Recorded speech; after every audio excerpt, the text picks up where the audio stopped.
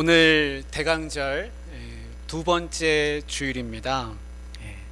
대강절은 지난주에 말씀드렸던 것처럼 주님 오심을 기다리는 그런 기다림의 영성을 우리가 몸에 익히는 그런 기간이라 할 수 있습니다. 그래서 주님은 오신다고 약속하셨습니다. 우리는 막연하게 주님을 기다리는 게 아닙니다. 우리는 약속을 가지고 기다리는 겁니다. 그래서 주님이 오신다고 하신 그 약속이 있기 때문에 우리는 소망이 있는 것이고 또 기다릴 수가 있습니다. 아기 예수님이 태어나셨을 때 그 마리아와 요셉이 나들이를 갔습니다. 성전으로 갔지요. 예루살렘 성전으로. 그래서 예수님을 품에 안고서 성전에 갔을 때 시므온이라고 하는 사람을 만났습니다. 그 시므온은 연세가 아주 많은 분이었습니다. 그분은 하나님으로부터 네가 그리스도를 만나기 전에는 죽지 아니하리라 그런 음성을 받았던 사람입니다. 그래서 그분이 늘 성전에 올라가서 기도하면서 내가 언제 그리스도를 만나게 될까 그렇게 기다렸습니다. 그리고 아기 예수님을 품에 안게 됐습니다. 그 마리아와 요셉을 만나서 예수님을 만나게 된 것이죠. 그 시므온을 가리켜서 성경은 이스라엘의 위로를 기다리는 자라, 하나님의 위로를 바랬던 사람, 그 하나님의 위로를 바랬던 그 시므온이 그 예수님을 만남으로 인해서 하나님의 위로가 이 땅에 임하였구나. 그래서 그 기다렸던 아기 예수님이 바로 하나님이 주시는 이 땅의 위로였습니다. 그렇게 하나님의 약속이 이루어졌습니다. 하나님은 이 땅의 백성들을 위로하기를 원하시는 분입니다. 이 땅의 모든 백성은 위로를 필요로 합니다.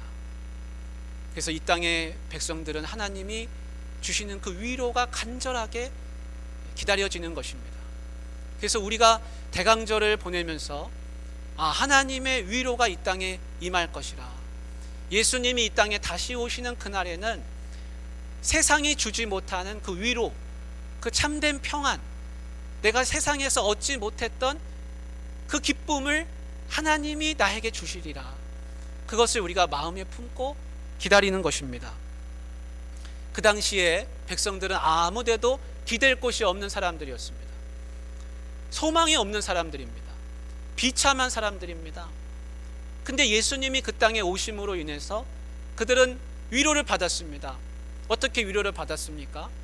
병 고침을 받았고 또 죄의 용서함을 받고 하나님이 우리를 이렇게 사랑하시는구나, 그것을 알게 됐습니다. 여러분, 하나님이 이 땅을 사랑하시는 증거는 어디에 있습니까? 하나님이 이 땅을 사랑하시는 증거는 경제가 잘 되면 하나님이 이 땅을 사랑하시는구나, 거기서 찾는 게 아닙니다. 평균 수명이 늘어나는구나, 그것도 아닙니다. 하나님의 위로는 이 땅에서 찾는 게 아닙니다. 하나님 위로는 어디서 찾는 거냐면 예수 그리스도가 이 땅에 오셨구나, 예수 그리스도를 통해서 얻는 것입니다. 하나님이 나를 사랑하시는 증거는 무엇입니까? 내 자녀가 잘 되고 잘 사는 것이구나, 거기서 찾는 게 아닙니다. 내가 수입이 많아지는구나, 그것도 아닙니다. 이 땅에서의 위로는요, 하나님의 위로는 이 땅에서 얻는 게 아닙니다. 하나님이 나를 예수 그리스도 믿게 하셨구나, 내가 믿음을 가졌구나, 내가 예수 그리스도를 알게 되었구나, 예수 그리스도에게서 위로를 얻는 것입니다. 이 세상에서 위로를 찾으려고 하면 낙심하고 나중에는 절망할 수밖에 없습니다. 참된 평안도 참된 위로도 이 땅에서는 없습니다. 만약에 이 땅에서 위로가 있다 그런다면 예수님이 이 땅에 오실 이유가 없습니다. 근데 이 땅에서의 위로는 영원한 위로가 아니기 때문에 예수님이 이 땅에 오신 것입니다. 이사야서 40장 1절에는 그 하나님의 위로가 기록되어 있습니다. 우리가 40장 1절 말씀을 같이 한번 읽어보겠습니다. 시작. 너희의 하나님이 이르시되 너희는 위로하라. 내 백성을 위로하라. 그렇게 말씀합니다. 예수님 당시의 백성들이 많은 위로가 필요했던 것처럼 구약 시대의 백성들도 예수님 오시기 전에 수백 년 전에 그 백성들도 위로가 필요했습니다. 그 당시에 위로가 필요했던 그 사람들은 왜 위로가 필요했냐면 나라가 망했기 때문입니다. 그래서 이사야서 이 40장의 말씀은 바벨론 포로 기간을 배경으로 하고 있습니다. 바벨론 포로기는 이런 시간입니다. 나라가 망했습니다. 이스라엘이 다 망했습니다. 예루살렘 수도가 망했습니다. 성벽도 무너졌습니다. 그 예루살렘에 있는 성전도 무너졌습니다. 그래서 그 백성들이 바벨론의 포로로 끌려갔습니다. 그것을 우리가 흔히 말하기를 바벨론 포로기라 그렇게 말합니다. 그래서 그 기간을 보통은 70년 바벨론 포로기 이렇게 이야기합니다. 그런데 느헤미야 같은 사람은 자기 선조들의 땅으로 돌아오기까지 140년 걸렸습니다. 그 바벨론 포로 기간 동안에 그 바벨론에 끌려갔던 그 사람들은 그 마음은, 그 심정은 이루 말로 다 할 수가 없습니다. 나라가 망하지 않았습니까? 그리고 이방인의 땅에, 낯선 땅에 끌려와서 살아가는 겁니다. 그래서 시편 말씀에 137편에 보면 뭐라고 기록되어 있냐면 우리가 강가에 나와서 시온을 생각하며 울었도다 그렇게 되어 있습니다.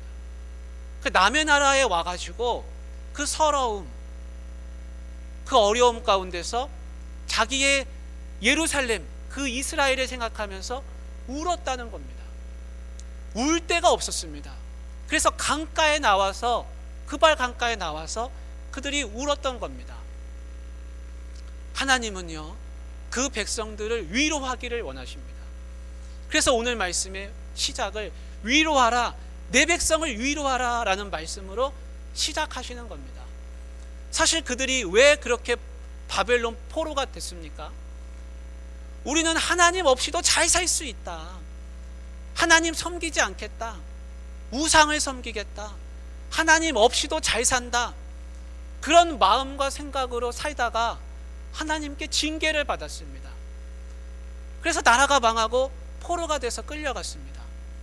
근데 막상 포로가 돼서 끌려가고 나니까 그 백성들이 다 우는 겁니다. 서럽고 슬프고 우리가 잘못 살아서 이렇게 됐구나. 하나님을 제대로 섬기질 못해가지고 이렇게 만국의 서러움을 이 이방 땅에서 당하는구나. 그러고 울었습니다.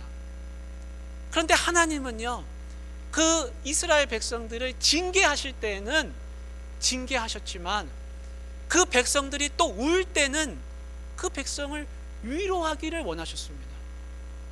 여러분, 부모님이 그 자녀가 잘못해서 징계하고 회초리를 들 때는 매섭게 들지만 잘 되라고, 똑바로 살으라고 그렇게 회초리를 들지만요, 그 자녀가 아파서 울 때는 그 부모님이 그냥 내버려두고 그냥 버려두고 마는 그런 부모님이 세상에 없는 것입니다.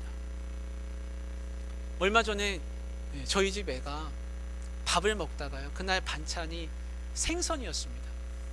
근데 먹다가 갑자기 밥을 내려놓고 숟가락을 내려놓고 우는 겁니다. 너 왜 우냐 그랬더니 목이 아프다 그럽니다.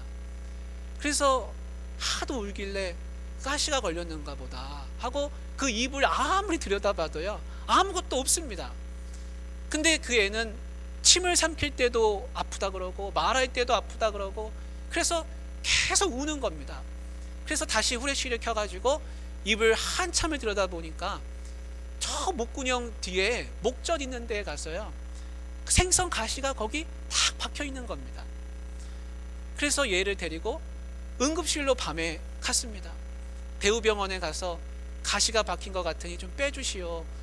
그 의사 선생님이 응급실에서 아무리 들여다봐도요, 가시가 안 나오는 겁니다. 뭐 토하려고 그러고 계속 울고, 그러니까 결국은 못 빼고 말았습니다. 그러고 밤을 지새고 다음날 이제 병원에 가게 됐죠. 근데 그 애가 밤에 간절하게 손을 모으더니 눈물을 뚝뚝뚝 흘리면서 아빠 기도해줘, 기도해줘.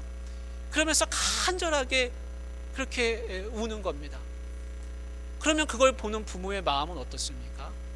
너무 아픈 거죠. 마음이 애린 겁니다. 못 빼주는 게 너무 미안한 거죠.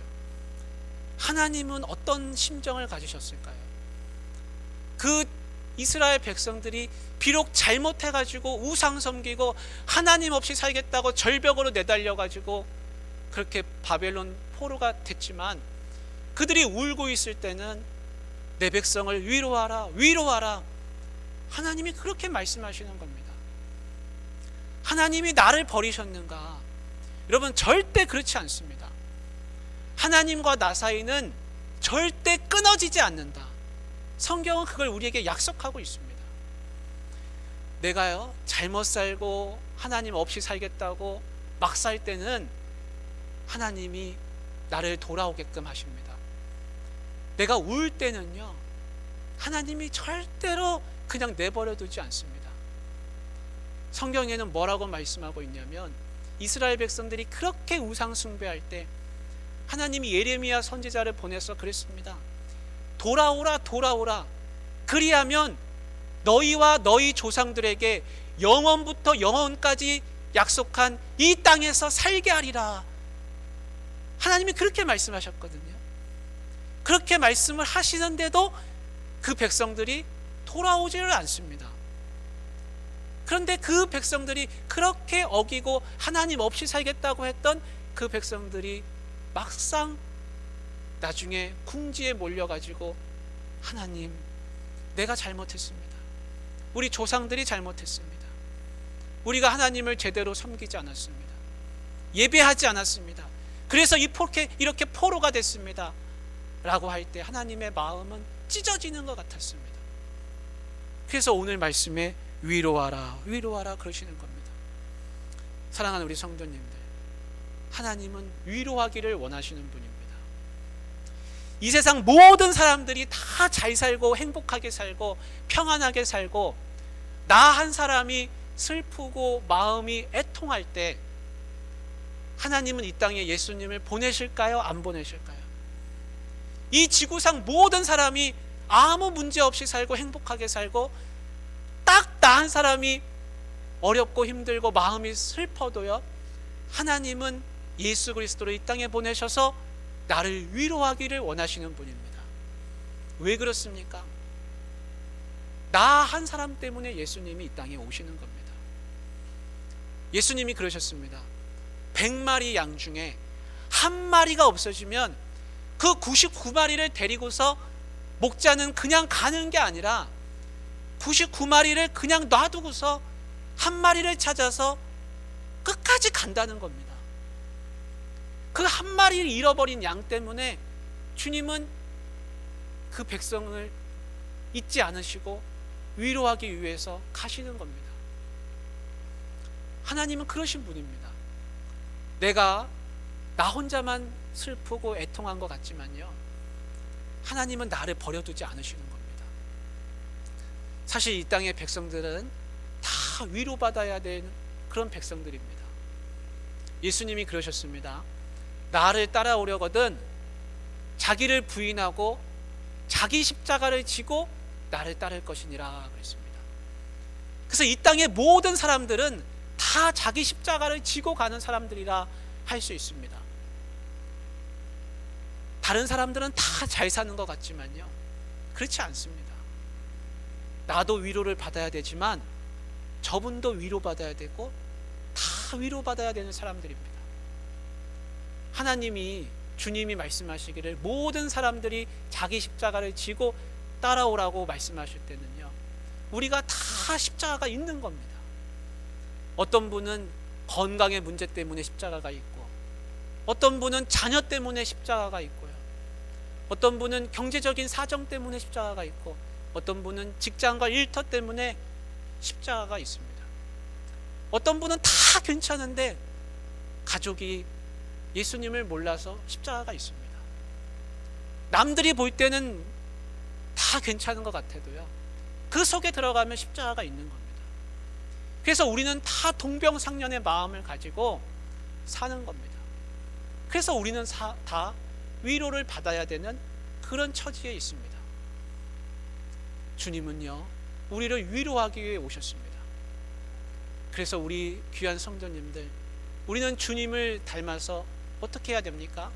서로를 위로하는 사람들이 되어야 됩니다. 당신 참 힘드시죠? 여보 고생 많이 했습니다. 얘들아 너희들도 고생했다. 이 1년 동안 사느라고 많이 힘들었지. 그렇게 서로를 위로하며 사는 겁니다. 집사님, 권사님 힘내세요. 하나님이 주시는 위로가 있습니다. 몸이 아파도 하나님이 주시는 위로가 있습니다. 서로 그렇게 위로하며 살아가는 것이 성도의 본분입니다. 욥이라고 하는 사람이 있습니다. 성경에 보면 그 욥이라고 하는 사람이 친구들로부터 위로를 받게 됐습니다. 근데 그 친구들이 와서 위로를 하려고 하는데 아무도 위로가 되질 않습니다. 욥은 모든 걸 다 가진 사람이었습니다. 자식들도 10명이나 있었습니다.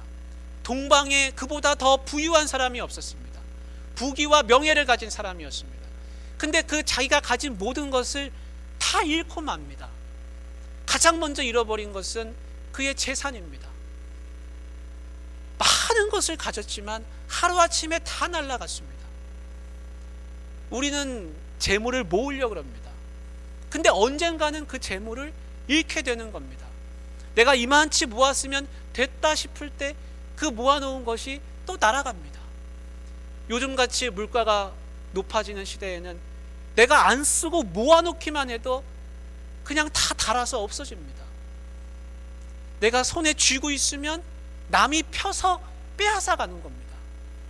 재물은요, 내가 손을 펴서 남에게 주느냐 아니면 남이 내 손을 펴서 빼앗아 가느냐, 둘 중에 하나입니다.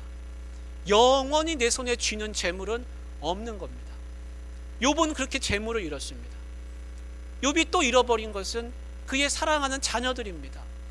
10명이나 자녀를 가졌다는 것은 남들이 다 부러워하는 자녀들을 가졌다는 겁니다. 자녀로서 누릴 복은 다 가졌다는 겁니다. 근데 그 사랑하는 자녀들 다 잃어버립니다. 그가 그렇게 잃어버리는 것은 우리도 살면서 사랑하는 사람을 잃게 된다는 것을 이야기해 주고 있습니다. 우리는 언젠가는 사랑하는 사람을 잃어버립니다.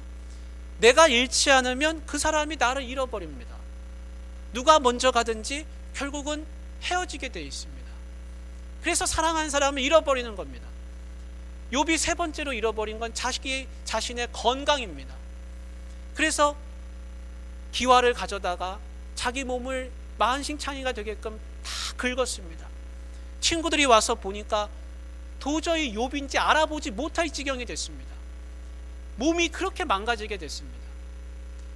그가 현자고 똑똑한 사람이고 지혜가 있지만 자기 몸이 그렇게 망가지는 것을 막지 못했습니다. 사랑하는 우리 성도님들 중에 연로하신 분들이 많이 계시는데 몸이 상할 때마다 마음이 철커덩하고 주저앉는 그런 분이 계실지도 모르겠습니다. 건강은 내가 성벽을 쌓고 지키고 금고에 넣어놓고 지키려고 해도 지켜지지가 않는 겁니다. 세상 만만하게 보고 만만하게 살아도요, 내 건강만큼은 내 몸에 있는 것인데도 만만하지가 않습니다. 그래서 우리는 늘 건강, 내 몸이 내 것이 아니라 하나님의 것이구나 라는 것을 고백하며 살아야 하는 줄 믿습니다. 욥은 그렇게 세 가지를 다 잃었는데 친구들이 와서 욥을 위로하려고 했습니다. 그런데 무슨 말로 해도 위로가 되지 않습니다. 아무리 말해도 위로가 안 되고 상처가 되고 판단하는 말이 되고 네가 죄가 있어서 이렇게 된 게 아니냐, 그걸 설명하려고 하면 할수록 마음이 아팠습니다. 그래서 욥은 아무한테도 위로를 받지 못합니다. 근데 마지막에 누구로부터 위로를 받았냐면 하나님으로부터 위로를 받습니다. 하나님이 욥에게 말씀해 주셨습니다. 하나님이 하시는 일이 있다. 네가 알지 못하는 것이 있다. 하나님은 네가 알지 못하는 신비로운 분이시라. 그렇게 말씀하시면서 욥이 하나님을 만나면서 위로를 받습니다. 우리가 세상으로부터 위로를 받으려고 하면 결국에는 상처를 받습니다.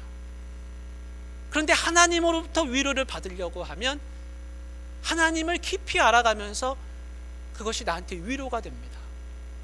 세상에서 위로를 찾으면 나중에는 낙심하고 절망하고 결국에는 기댈 곳이 없다는 것을 깨닫게 됩니다. 그런데 하나님으로부터 위로를 받는 사람은 참된 평안과 위로를 받게 되는 것입니다. 우리가 살면서 때로는 어려움도 많이 당합니다. 그래서 살면서 하나님 왜 나한테 이렇게 광야를 주십니까? 왜 나를 이렇게 속상하게 하십니까? 하나님 앞에 서운할 때도 있습니다. 그런데 오늘 성경에 보니까요, 이 땅에 그리스도가 오실 때에는 어디로 오시는가를 분명하게 말씀하고 있습니다. 그래서 뭐라고 말씀하냐면 이렇게 말씀합니다. 우리가 3절을 같이 한번 읽어보겠습니다. 3절을 읽으면 다시 시작. 외치는 자의 소리여 이르되 너희는 광야에서 여호와의 길을 예비하라. 사막에서 우리 하나님의 대로를 평탄하게 하라. 그리스도는 어디로 오시는가? 그리스도는 사막에서 광야에서 오신다는 겁니다. 내가 위로받아야 되는 그 자리에서 주님이 오신다는 겁니다. 사는 게 어렵고 힘들고 팍팍하죠. 그런데 바로 그 현장, 그렇게 삶이 팍팍한 그 자리가, 그 광야 같은 자리가 주님이 오시는 자리라 이겁니다. 그래서 선지자한테 하나님이 그러셨습니다. 너는 광야에서 외치라. 주님 오실 길을 광야에서 예비하라. 사막에서 평탄하게 하라. 왜냐하면 그리스도가 거기에서 오시기 때문입니다. 여러분, 이 대강절은 주님 오시기를 기다리는 것인데 우리가 어디에 나가서 기다려야겠습니까? 삶이 팍팍하고 어렵고 위로받아야 되는 그 현장이 바로 주님이 오시는 길입니다. 그래서 선지자가 하나님께 다시금 여쭈었습니다. 하나님, 그럼 내가 광야에 나가서 뭐라고 외쳐야 됩니까? 그래서 하나님이 그랬습니다. 풀은 마르고 꽃은 시드나 우리 하나님의 말씀은 영원하리로다. 모든 육체는 풀이요 그의 모든 아름다움은 꽃과 같으나 풀은 마르고 꽃은 시들지만 하나님의 말씀은 영원하다고 외쳐라. 세상 그 어떤 것도 위로가 되지 않지만 영원하신 하나님이 위로가 된다. 너희가 그렇게 바벨론 포로가 돼서 이 강가에 나와서 울고 있지만, 이 팍팍하고 이 어려운 현실, 이 광야 같은 삶을 살고 있지만, 그러나 하나님의 말씀은 영원하단다. 하나님의 말씀은 영원하다. 우리 그리스도는 영원하신 분이시라. 그 예수 그리스도가 영원하신 분이 오시리라. 그렇게 위로하고 계십니다. 사랑하는 우리 성도님들, 예수 그리스도는 이 땅에 참된 위로와 평안을 주시기 위해서 오시는 분이십니다. 그 예수님을 마음에 품고 기다리시기를 바랍니다. 그리고 서로를 위로하실 수 있기를 바랍니다. 왜 이태원에 놀러 갔느냐? 왜 그 사람 많은 데를 갔느냐? 놀러 갔지 않느냐? 그런 말은 위로가 되지 않습니다. 놀이동산에 가도 사고 날 수 있고, 지하철 가도 사고가 날 수 있고, 사람 많은 곳은 어디를 가도 사고가 날 수 있습니다. 예수님이 이 땅에 오신다면 뭐라고 말씀하시겠는가? 예수님은 위로를 하시기 위해 오시는 분입니다. 아무것도 판단하시기 전에 우리를 위로하시는 분입니다. 내가 어렵고 힘든 그 자리, 내가 어떤 처지, 어떤 환경, 무엇 때문에 거기에 놓였든지 간에 내 마음이 애통하고 슬프면 하나님은 가장 먼저 나를 위로하시는 분이십니다. 그러기에 우리는 서로를 위해서 오직 해야 할 말은 많이 힘드시죠. 하나님의 위로를 받으십시오. 그 슬픔을, 눈물을 닦으십시오. 주님이 그걸 닦아주시길 원하십니다. 여러분 1년 동안 살아오신 것 그것만으로도 잘하셨습니다. 아프고 힘들고 어렵고 살기가 팍팍한데 살아온 것만으로도 잘하신 겁니다. 주님은 이 땅에 오셔서 우리에게 참된 평화와 위로를 전하시는 분이십니다. 기도하겠습니다. 하나님 아버지, 주님 이 땅에 오셔서 어렵고 힘든 이들에게